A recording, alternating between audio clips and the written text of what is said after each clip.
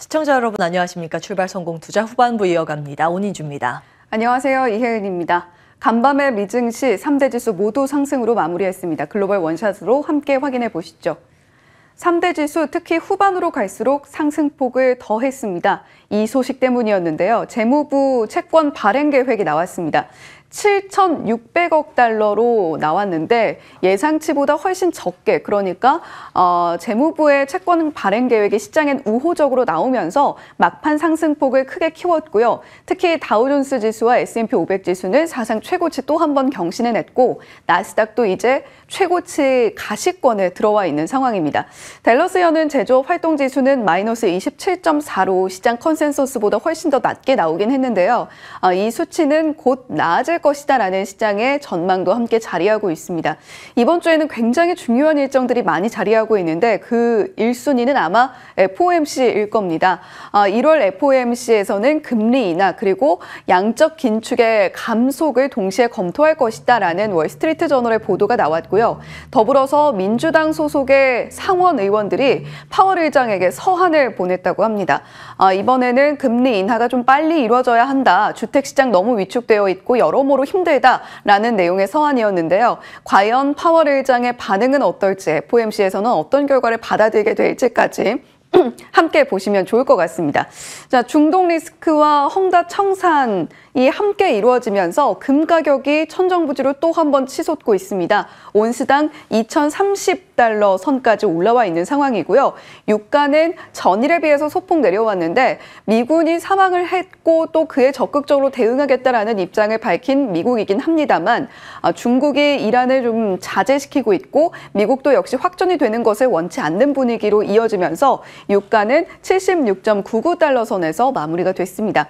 자, 아마존이 EU의 승인 거부로 인해서 아이로봇을 합병하려는 계획이 무산이 됐습니다. 이에 따라서 아이로봇의 주가가 크게 타격을 받았는데 8.8% 내림세로 마무리를 했고요.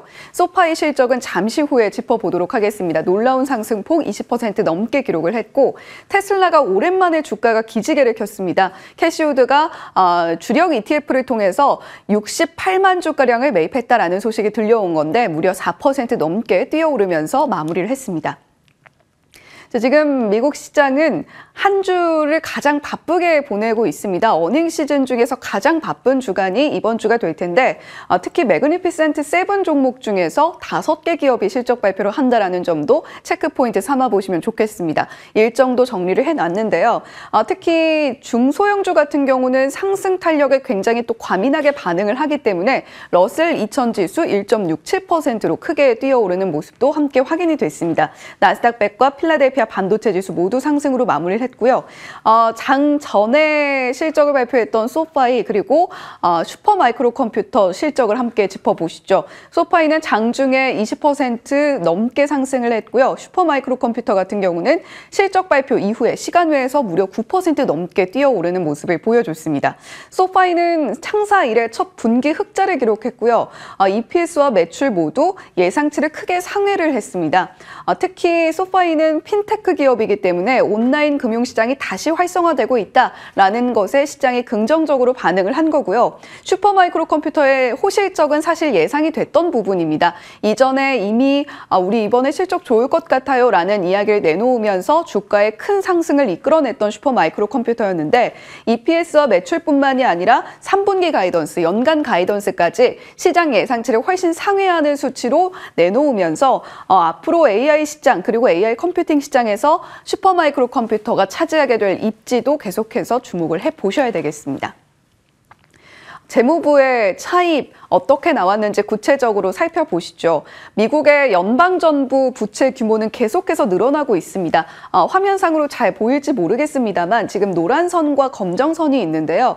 노란 선은 부채 한도를 나타내는 건데 공공부채는 이미 그 부채 한도를 넘어선 지 좀 됐습니다. 2020년 이후 후반부터 계속해서 연방정부의 부채 한도보다 높은 공공부채가 자리하고 있었는데 재무부의 분기별 차입 계획이 발표가 되면서 이 부분이 좀 누그러졌고요. 금리 인하에 대한 기대감도 빠르게 끌어올려지고 있는 것 같습니다. 이전 예상치보다 550억 달러 정도 낮게 이번에 발표가 된 건데 4월에서 6월의 국채 발행 계획도 시장 전망보다 낮게 전망이 되고 있습니다. 구체적인 분기별 차입 계획과 자금을 어떻게 조달할 것인지에 대해서는 31일에 발표된다고 하니까요. 이 소식까지 함께 주목해 보시고 당잠사에서도 전해드릴 수 있도록 하겠습니다.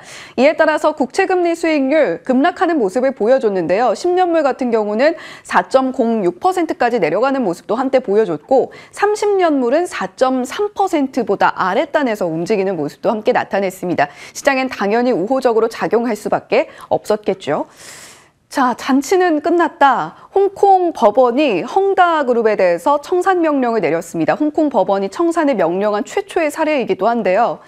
어떻게 자라난 헝다그룹일까 한번 살펴봤습니다. 1997년에 중국 선전시에서 창업을 했는데 기존의 아파트, 특히 중산층을 타깃으로 한 아파트를 중심으로 헝다그룹이 몸집을 빠르게 불려나가기 시작했습니다. 무려 900개 프로젝트, 건설 프로젝트를 진행을 했던 헝다그룹. 중국 내에서도 2위의 부동산 재벌이기도 했는데 중국의 아파트가 점점 많아지고 포화 상태에 이르게 되니까 문어발식으로 사업을 확장하기 시작합니다. 식품과 레저, 거기다가 스포츠팀까지 운영을 하면서 광저우 FC를 운영하기도 했었는데요. 2019년에는 전기차 시장에 진출하겠다라는 야심찬 계획도 발표했습니다. 하지만 출시한 전기차는 없었고요. 2021년 9월부터 분위기가 바뀝니다. 달러 표시 채권이자 상환을 하지 못하는 일이 벌어졌고 이에 따라서 12월에 디폴트 위기다라는 이야기가 본격적으로 들려오기 시작했고요. 2023년 결국에 챕터 15 파산 보호 신청을 하기도 했습니다. 이렇게 문어발식으로 확장할 수 있었던 큰 배경은 바로 차입이었는데요. 그에 따라서 430조의 부채를 끌어안게 된 헝다그룹이었습니다. 자, 그렇다면 어떻게 이 난관을 타개해야 할까요? 그동안 중국 증시는 많은 자금이 증발이 됐었고 이에 따라서 시진핑 주석도 중국 증시를 살리기 위한 여러 가지 자구책들을 강구해냈었습니다. 그런데 중국의 주택시장 자체는 여전히 위축 국면이고요.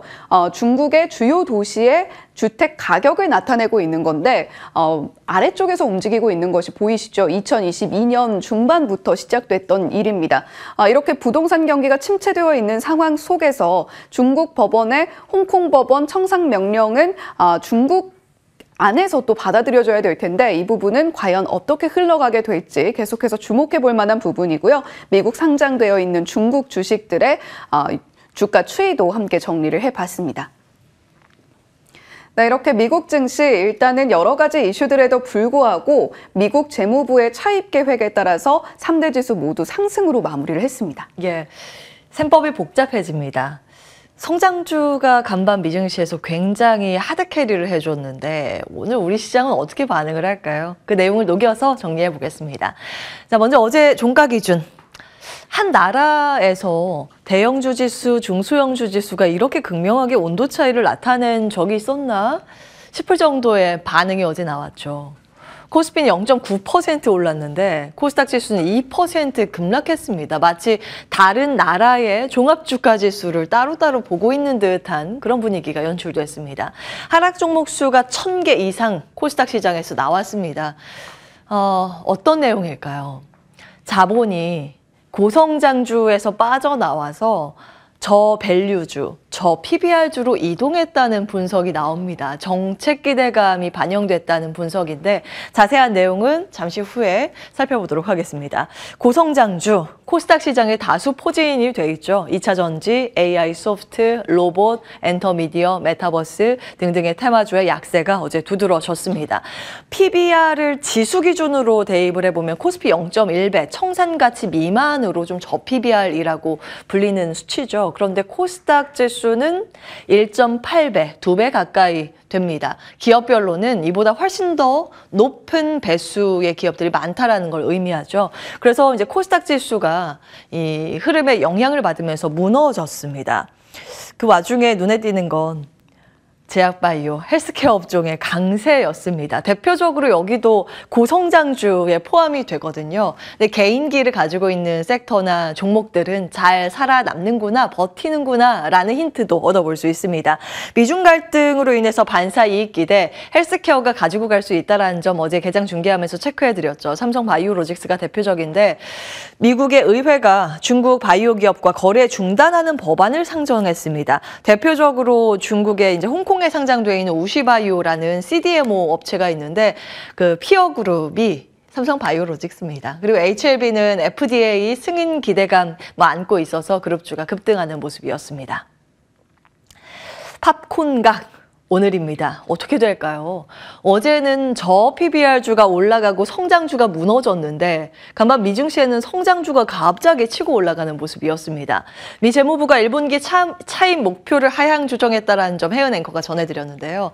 이거죠. 생각보다 미국의 살림살이가 괜찮은가를 엿볼 수 있는 힌트입니다. 왜냐하면 미국 같은 경우에는 그 돈을 많이 빌릴 거라고 생각을 했는데 생각보다는 덜 빌린다라는 개념입니다. 그래서 금리가 안정하면서 하락되는 흐름, 미증시 신고가를 경신했고요. 고 PBR 성장주들의 급등세가 연출됐습니다. 테마 섹터들 상위 배열 정리해봤고요. 대표적으로 전기차 배터리, 그리고 SNS 업체들, 태양광, 풍력이 여기에 해당되는데 시세 분출이 대단했습니다. 오늘은 어떻게 될까요? 시간의 특징주 보겠습니다. 어제 장 마치고 움직였던 종목들인데 바이오는 여전히 강한 흐름, 바이넥스가 어제에 이어서 오늘도 추가 상승 보일 수 있을지 궁금해지고요. 호실적 기록한 기업들 중요하죠. 숫자가 찍히는 기업들입니다.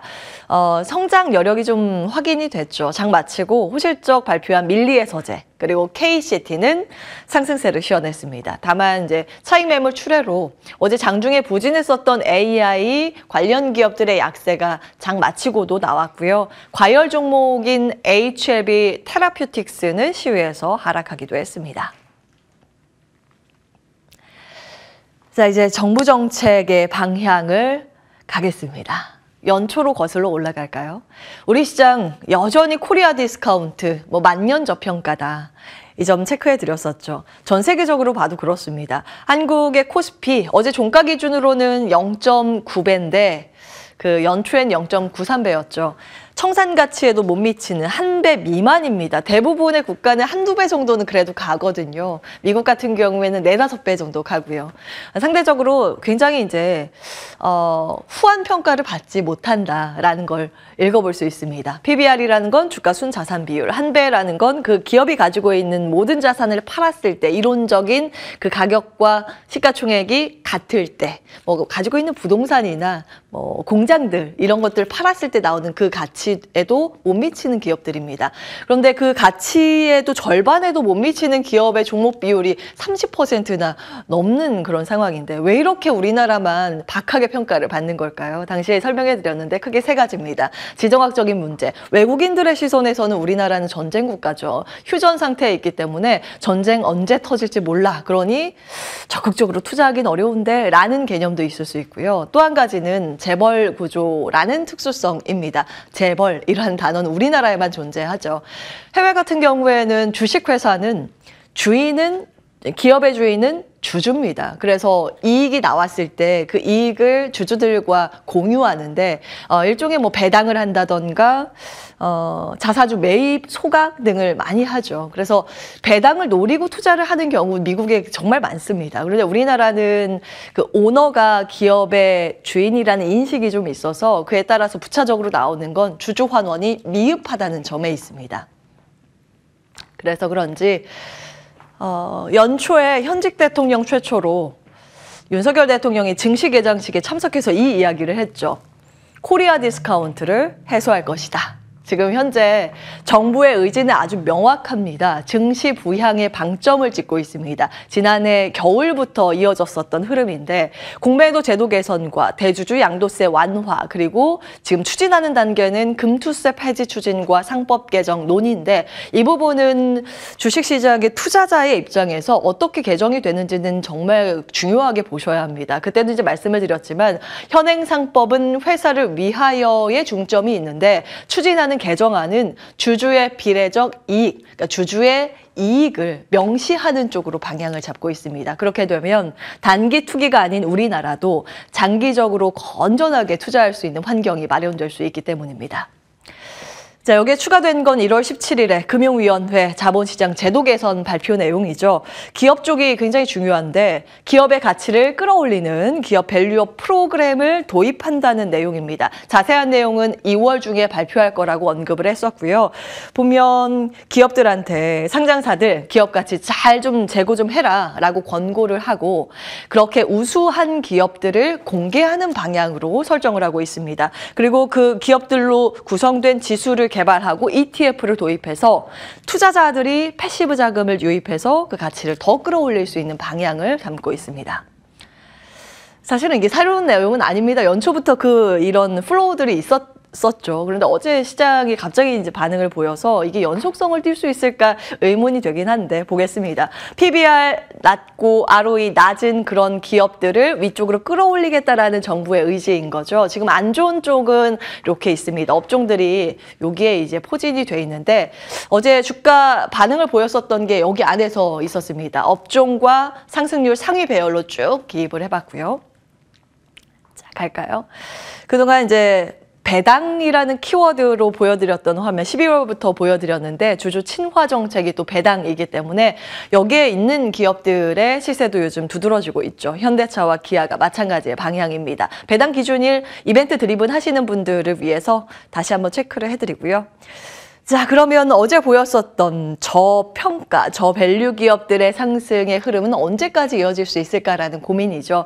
증권가에서는 의견이 양분됩니다. 이거 별로 의미가 없을 걸, 주가는 단발성에 그칠 것이다. 아니다. 구조적인 개선으로 의미를 부여할 수 있다라는 쪽인데 지금 그 정부가 추진하고 있는 밸류업 프로젝트의 벤치마크 대상은 일본 그 모델이거든요. 일본 같은 경우에는 지난해 3월에 도쿄거래소에서 공문을 이렇게 보냈습니다. 안 좋은 기업들한테 우리 지켜보고 있으니 제대로 해라는 공문을 보냈고 그리고 나서 외국계 수급이 강하게 유입되면서 니케이 지수가 32년 내에 신고가를 갔기 때문에 일본이 보여준 한국의 가능성 우리도 엿볼 수 있다라는 KB증권의 의견이 있습니다. 다만 자세히 보면 이때 저 PBR주도 많이 올랐지만 뭐 대표적으로 자동차 기업 도요타죠. 60% 1년 동안 올랐지만 사실은 고평가 기업들이 훨씬 더 큰 시세를 냈다라는 점이 있습니다. 디스코 대표적으로 일본의 반도체 기업이죠. 같은 기간 동안 200% 넘게 올랐습니다. 그러니까 고성장주가 끌고 간 장세라는 점. 그리고